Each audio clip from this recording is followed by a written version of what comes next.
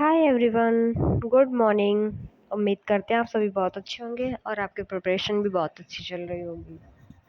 तो चलिए देर न करते हुए हम लोग स्टार्ट करते हैं। आज का हमारा टॉपिक है कंकाल तंत्र।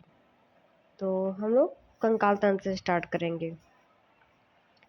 कंकाल तंत्र कंकाल तंत्र के अक्षीय कंकाल तंत्र, उपांगीय कंकाल,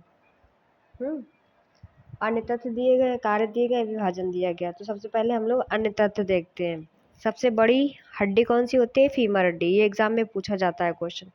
सबसे छोटी हड्डी स्टेपेज, कान की। मांसपेशी एवं अस्थि के जोड़े को टेंडन कहते हैं। अस्थि से अस्थि के जोड़ को लिगामेंट्स कहते हैं।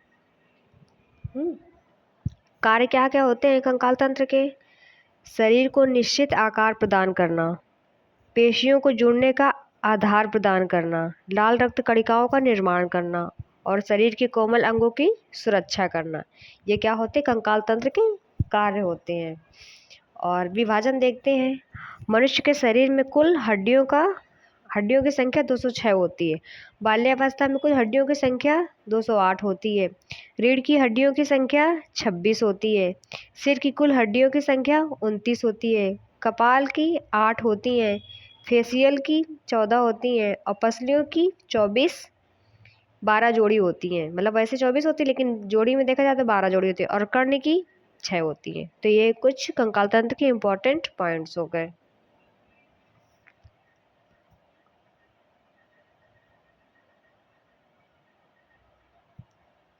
अब देखते हैं श्वसन तंत्र। श्वसन तंत्र के अंतर्गत वे सभी अंग आते हैं जिनसे होकर वायु का आदान प्रदान होता है। श्वसन तंत्र में कौन कौन से अंग आते हैं? श्वसन तंत्र के अंतर्गत वे अंग आते हैं जिनसे होकर वायु का आदान प्रदान होता है। इन अंगों में सबसे महत्वपूर्ण अंग फेफड़ा फुफ्फुस होता है, जहाँ पर गैसों का विनिमय होता है। ठीक है। मनुष्य के श्वसन तंत्र के अंग कौन कौन से? षड्यंत्र हो गया, नासिका हो गया और फेफड़ा हो गया। तो सबसे पहले हम लोग षड्यंत्र देखते हैं। ग्रसनी को श्वास नली से जोड़ता है। षड्यंत्र मुख्य कार्य ध्वनि का उत्पादन करता है। खांसने निगलने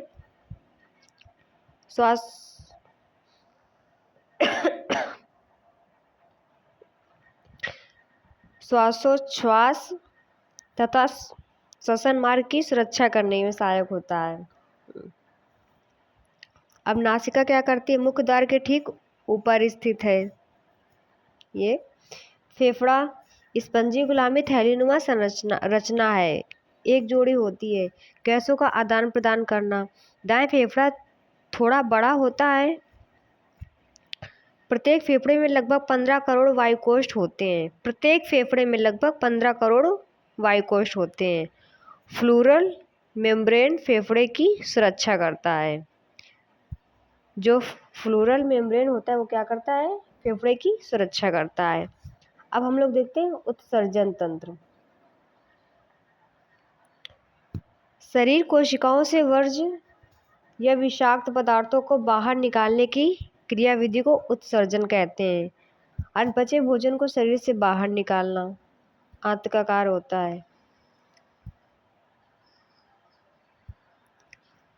ये मनुष्य में उत्सर्जन तंत्र दिया गया। उसमें क्या क्या होता है? आंत होता है, यकृत होता है, त्वचा होता है, फेफड़े होता है और वक्र होता है। इन सब के क्या कार्य बताए गए हैं। अनपचे भोजन को शरीर से बाहर निकालना, ये काम किसका होता है?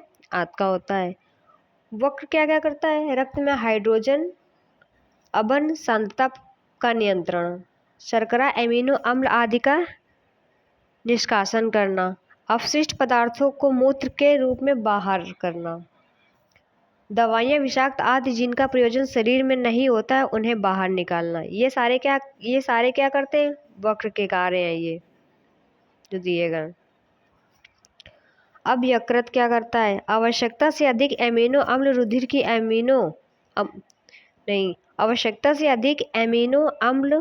रुधिर की अमोनिया को यूरिया में परिवर्तित कर उत्सर्जन में उत्सर्जन में भूमिका है इसकी। हीमोग्लोबिन का विखंडन कर उन्हें रक्त प्रवाह से अलग करना है, यकृत का कार्य। जल को हल्का विराविशन करना। त्वचा का क्या क्या है? उपस्थित तैलीय ग्रंथियां एवं श्वेत ग्रंथियां क्रमशः सीबम एवं पसीने का स्राव करती हैं। फेफड़े का 2 प्रकार के गैसीय पदार्थों कार्बन डाइऑक्साइड एवं जलवाष्प का उत्सर्जन, लहसुन प्याज और कुछ मसालों का उत्सर्जन, ये फेफड़े करते हैं। अब देखते हैं तंत्रिका तंत्र। तंत्रिका तंत्र कार्य दिए गए हैं, मस्तिष्क दिया गया है, मेरुरज्जु दिया है, मतलब किसका किसका क्या कार्य है। कार्य में दिया गया है मेरुरज्जु का कार्य क्या होता है? प्रतिवर्ती क्रियाओं का नियंत्रण, मस्तिष्क से आने जाने वाले उद्दीपनों का संवहन।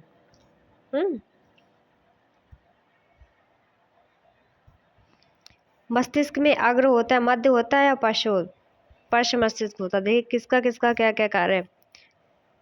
प्रमस्तिष्क सेरिब्रम जिसको कहते हैं, अंतर संवेदी सहभागिता, स्मरण, संपर्क आदि के लिए उत्तरदायी होता है।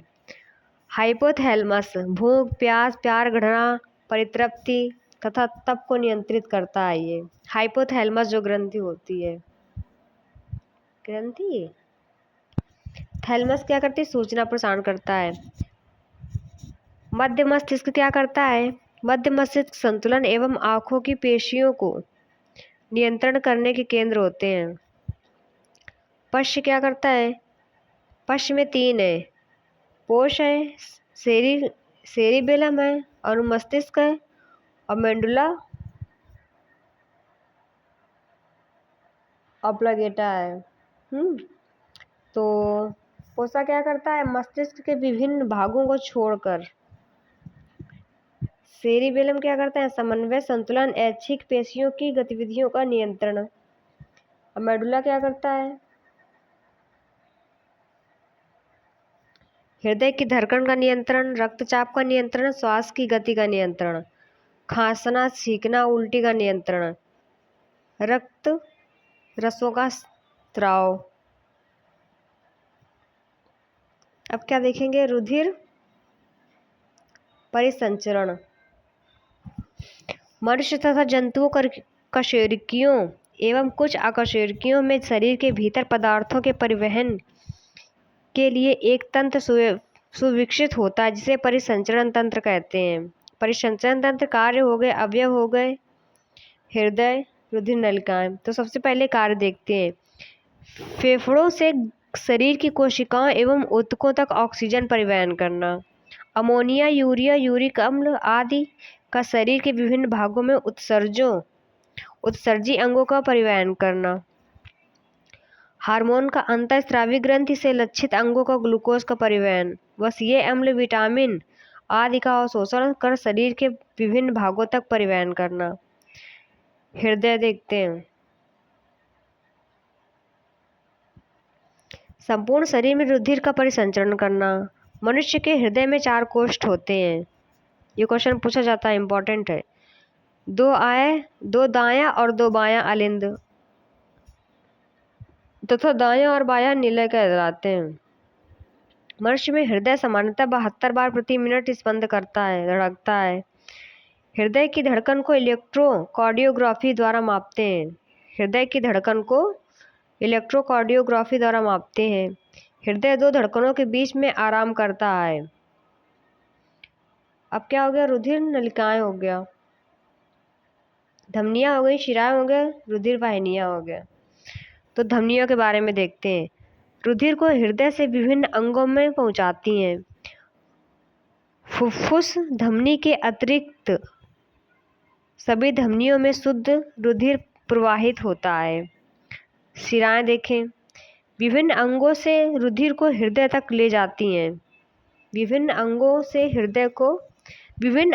रुधिर को हृदय तक ले जाती हैं। ये रुधिर को एकत्रित करने का भी कार्य करती हैं। शिराएं जो होती हैं, फुफ्फुस शिरा के अतिरिक्त सभी शिराओं में अशुद्ध रुधिर प्रवाहित होता है। रुधिर वाहिनियां धमनियों को शिराओं से जोड़ती हैं।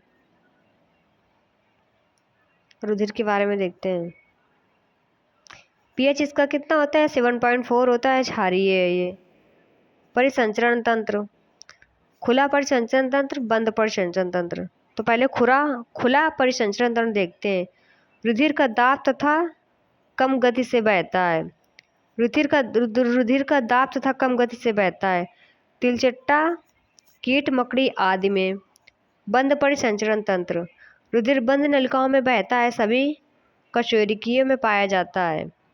ये क्वेश्चन पूछ लेता है। खुला परिसंचरण तंत्र किस में पाया जाता है? तिलचट्टा, कीट मकड़ी आदि में हो गया। बंद परिसंचरण तंत्र सभी कशेरुकियों में पाया जाता है। अब रुधिर तरल संवहनी संयोजी ऊतक है, जिसमें रुधिर कणिकाएं, प्लाज्मा, हीमोग्लोबिन, प्लाज्मा प्रोटीन आदि उपस्थित होते हैं। मानव रुधिर के बारे में देखते हैं। प्लाज्मा 55%, रुधिराणु 45%। तो प्लाज्मा 55% में क्या पाया जाता है? 91% जल पाया जाता है, कार्बनिक पदार्थ और अकार्बनिक पदार्थ। 45% रुधिराणु में प्लेटलेट्स हो गए रक्त का थक्का बनाने में, श्वेत रुधिराणु WBC रोगों से प्रतिरक्षा, और लाल रुधिर कणिकाएं RBC। इसका WBC का फुल नाम है वाइट ब्लड सेल्स, और लाल रुधिर कणिकाओं का रेड ब्लड सेल्स। रक्त समूह खोजकर्ता कार्ल लैंडस्टीनर ने की थी।